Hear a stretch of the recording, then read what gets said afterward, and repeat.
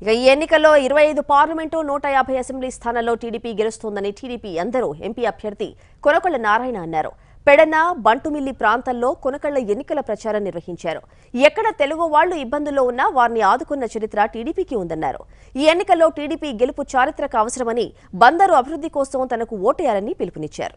పదవున్నా లేకపోయినా గెలిచినా ఓడినా కాగి వెంకటరావు గారు అందుబాటులో ఉన్నారు. ప్రజాసేవ చేశారు.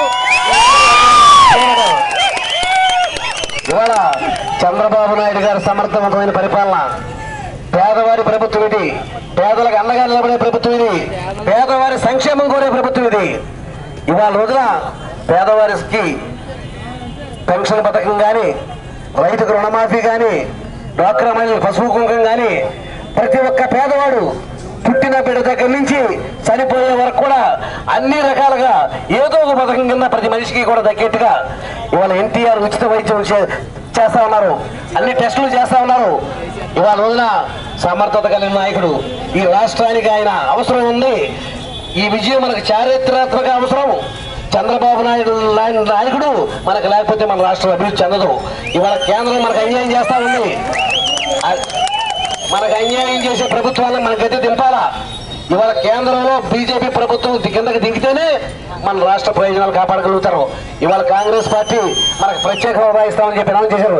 అన్ని ప్రధాన రాజకీయ పార్టీలు కూడా బీజేపీ తప్ప అందరూ కూడా మనకు ప్రత్యేక హోదా ఇస్తామన్నారు. రాష్ట్రం యొక్క విభజన హామీలు అమలు చేస్తా ఉన్నారు. మనం అర్జెంటుగా బీజేపీ ప్రభుత్వాన్ని దించాల్సిన అవసరం ఉంది. చంద్రబాబు నాయుడు గారు ధర్మ పోరాటం చేస్తా ఉన్నారు. ఆయనకు అండగా నిలబడాలి. మనం రాబోయే ఎన్నికల్లో 25 సీట్లు పార్లమెంటు స్థానానికి గెలిపించాలి. నరేంద్ర మోడీని దించాలి.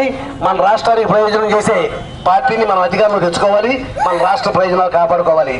అలాగే మన రాష్ట్రంలో కూడా సమర్థత కలిగిన నాయకుడు, ఇవాళ రోజున పోలవరం నిర్మాణం ప్రభుత్వ సహకారం లేకపోయినా, కేంద్ర ప్రభుత్వ సహకారం లేకపోయినా పోలవరం నిర్మిస్తా ఉన్నాడు. పోలవరం ఆలస్యం పట్టిసీమ నిర్మించాడు.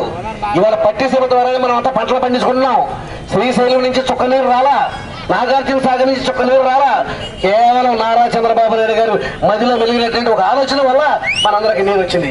పట్టిసీమ నిర్మాణం లేకపోతే మనం అంతా కూడా ఎడారిలాగా మారిపోయింది. అటువంటి వ్యక్తికి మనం రుణపడి ఉన్నాం.